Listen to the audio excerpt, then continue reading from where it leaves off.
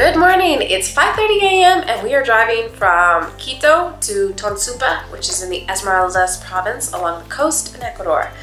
Now, driving from Quito to Esmeraldas, it should take us anywhere between 5 and 6.5 hours, and so that is why we're up early. We're gonna leave, get out of here by 6 a.m. because the road from Quito to Esmeraldas is interesting. There has been a lot of rain lately, and so there have been some landslides, so we want to drive there in daylight. And to be honest, Esmeraldas is not the safest place in Ecuador. I'm so excited to go there, but even people who are from Esmeraldas have said to us, be careful. And so we want to arrive during daylight, get settled, and we're going to be spending most of our trip during daylight hours. I don't know if this is gonna be a video, but I thought a 6-hour ride could be interesting. So I am shooting this just in case.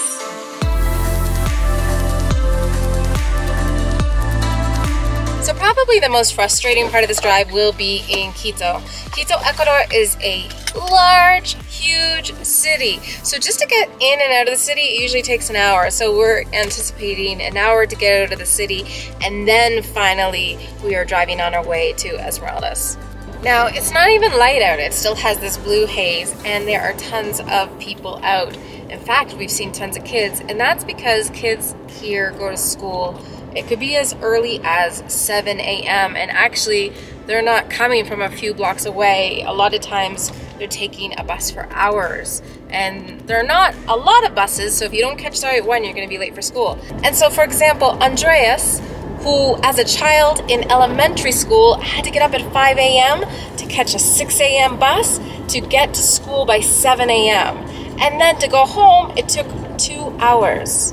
That is the reality of living in a big city, living in Quito, Ecuador. Interesting fact, all of these buses, I just assumed they were owned by the city like they are in Canada, but all of the buses in Quito are actually privately owned. Quito doesn't own a public transportation system.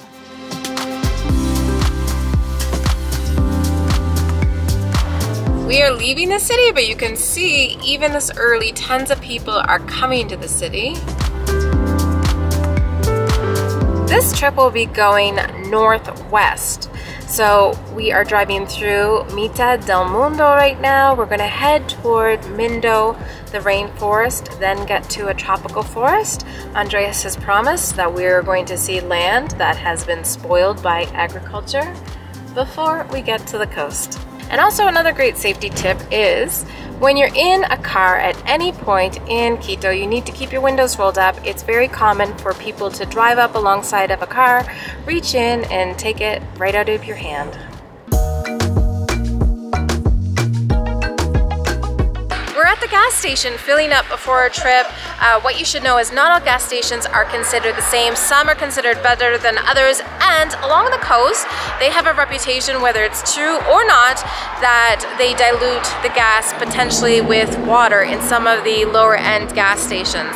So we are only sticking to the big brands that we know are good quality, and then we've decided that at half a tank we're going to fill up because we don't want to be stuck in a small town, potentially that we could run out of gas, or also that we would have to go to one of those other gas stations. Now, if you're getting gas in Ecuador, it's a little bit different. You do not have to pump your own gas. Someone does it for you. You don't need to tip them. You can pay with cash or card. Card, they'll generally charge you 20 cents, which is, to be honest, not bad. And then also, bathrooms here, washrooms, fantastic. They're almost always the cleanest you're going to encounter. In fact, there's some kind of rule or something where they have to be clean and they get inspected, or there was. Anyway, most big gas stations will have great washrooms. You don't need to pay. You might need to bring your own toilet paper though.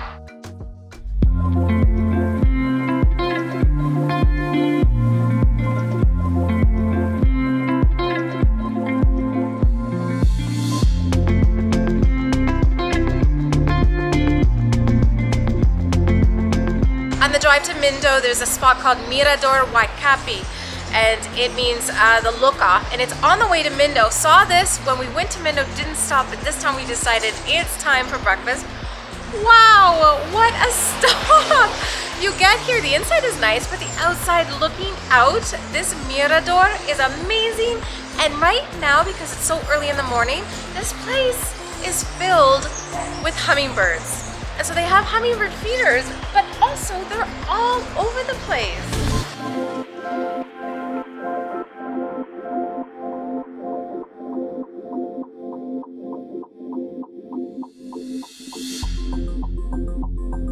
You can also walk down here to see hummingbirds and tanagers. Right here they have a little trail, and they actually say right here, you can borrow a bamboo stick for walking down there. It actually looks like you're gonna need one. That I don't think we'll do today.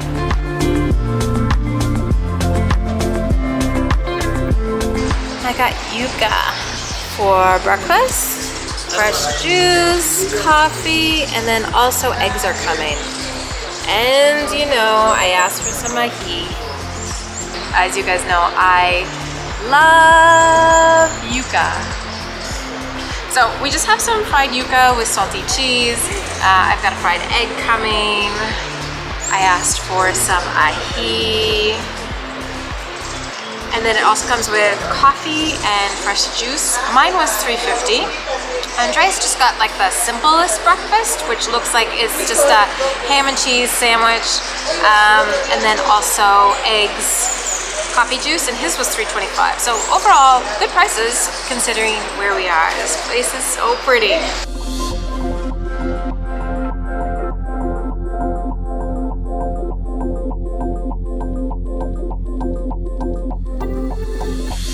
Okay, so we lost an hour here, completely worth it, had a fantastic time, had to literally drag Andreas. He's like, we have to go, and then he started taking more pictures and things. 8:30 gets busy. Before 8:30, it's a-okay.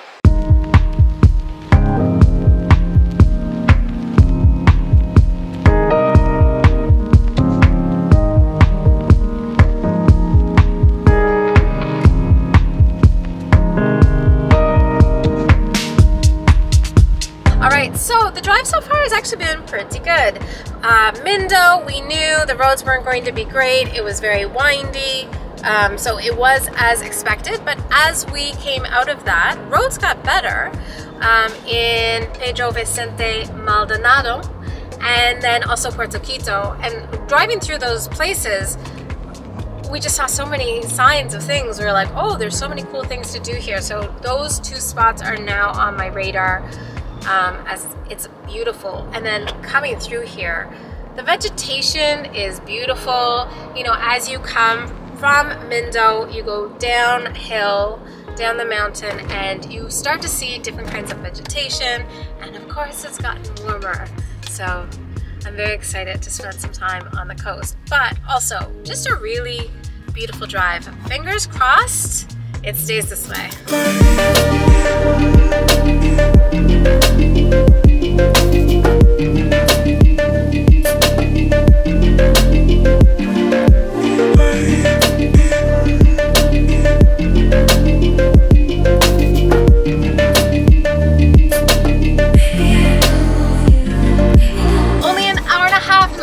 We just went through Quinindé, which is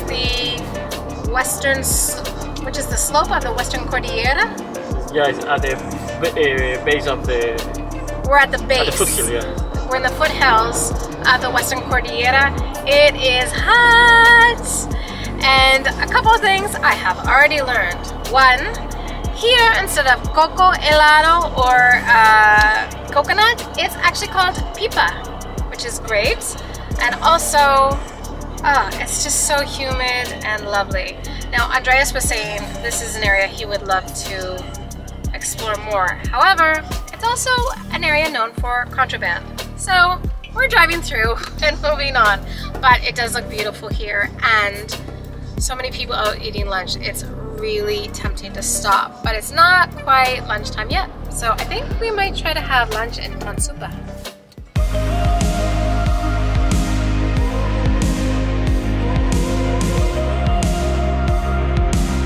Also, this is the region for cacao. So Esmeraldas is known as having the best cacao in Ecuador, and Ecuador is known for having the best cacao in the world.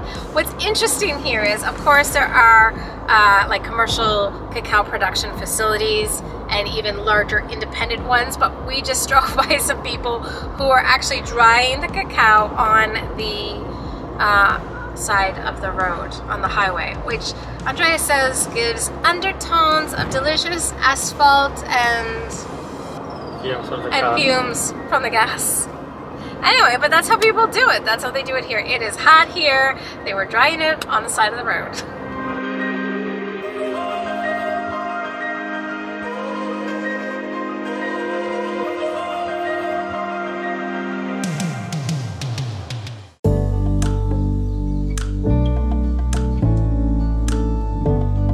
They are inviting us.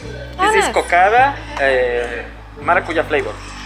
All right, we are here just on the side of the road. Palma Norte is a famous spot to try these sweets.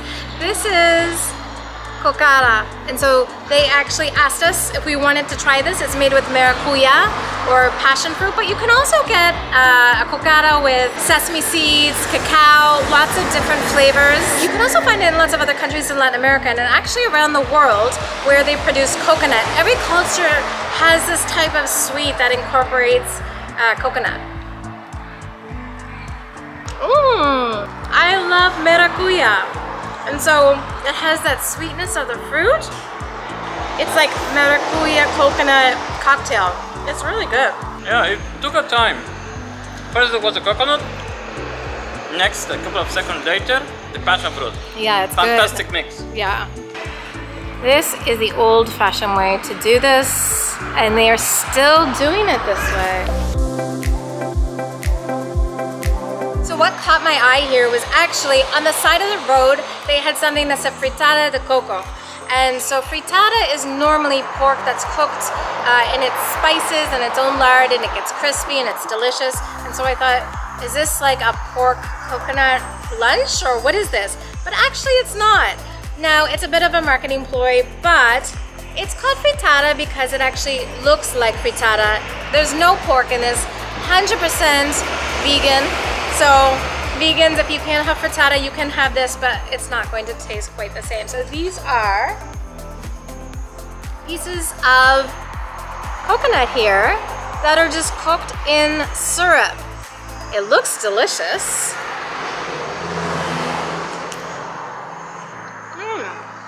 Have you ever had fresh coconut? Same kind of texture, same kind of feeling in your mouth.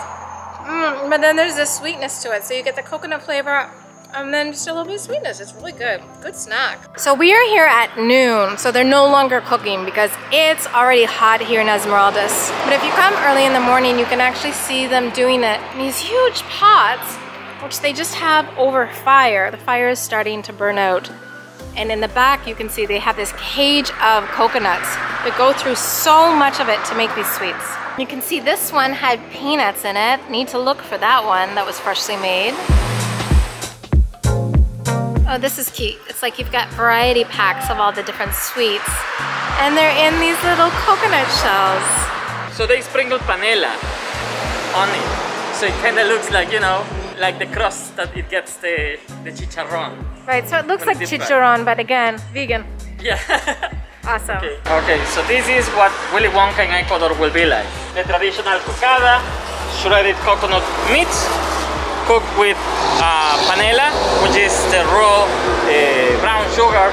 Okay, they got that's $1. They have a mix here of the white cocada and the traditional cocada. White cocada is just pure coconut. They don't add any panela. Home-style cookies. This is dulce de leche treats. They are called troliches. Traditional suspiros. This is baked meringue. It also is like a mix of cookies. So more peanuts. Cocada, but the square. This is sunseed flour. Sesame seed. Yeah. Yeah, they have this like mix. Yeah, They like got- fudge. Yeah, they got exactly chocolate fudge, coconut, guayaba, and mani, peanut. Everything is $1. This is guayaba jam.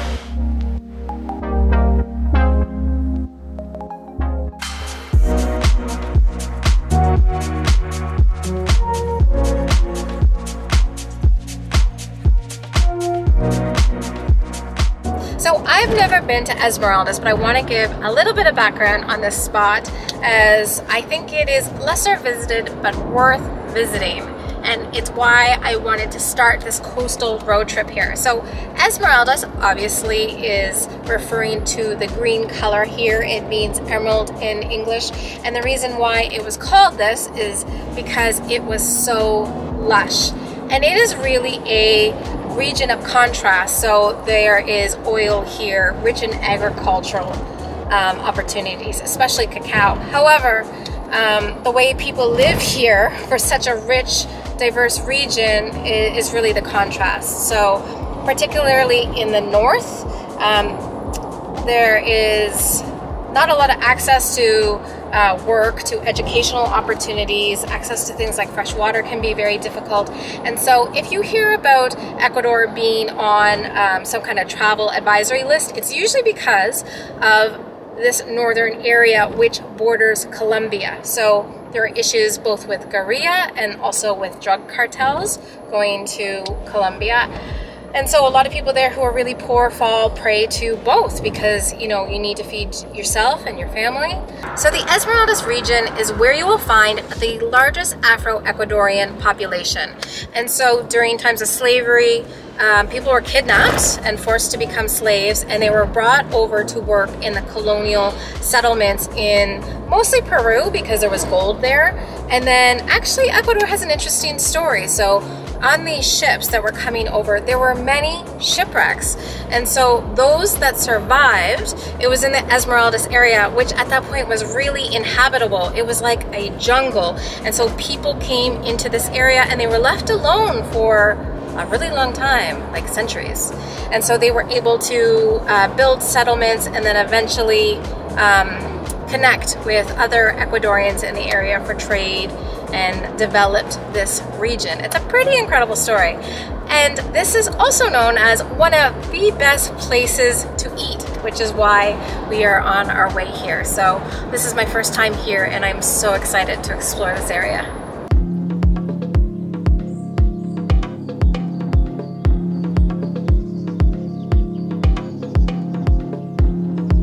So driving in, a couple of things that we noticed. One, there are a number of love motels, quite a few actually, along this route. Now, love motels are an interesting accommodation in Ecuador. They are basically somewhere that you rent by the hour and you think, oh, that might be kind of seedy, but it's not.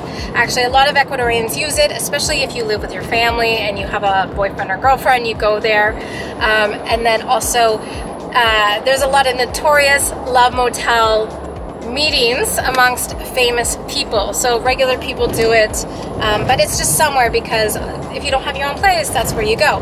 Second up, we saw a number of nightclubs coming in. Now, nightclubs in Ecuador are not bars or clubs at all. They're actually hotels with prostitutes. So prostitution here is neither legal nor illegal. And in the 2000s, a lot of Ecuadorian prostitutes were replaced by Colombian, and now you see even more Venezuelan. And that's because in the 2000s, a lot of Colombian women were fleeing from the country because of the war on drugs, and of course the issue in Venezuela. So these two groups of people coming from those two countries are really the most vulnerable, and unfortunately that's where they end up. Interestingly, they were promoting $10 service there. So I asked Andreas what he thought service meant, and he said the whole shebang. So kind of a sad thing to see so much out in the open, but it's not illegal nor legal. But I have a feeling those people don't want to be there.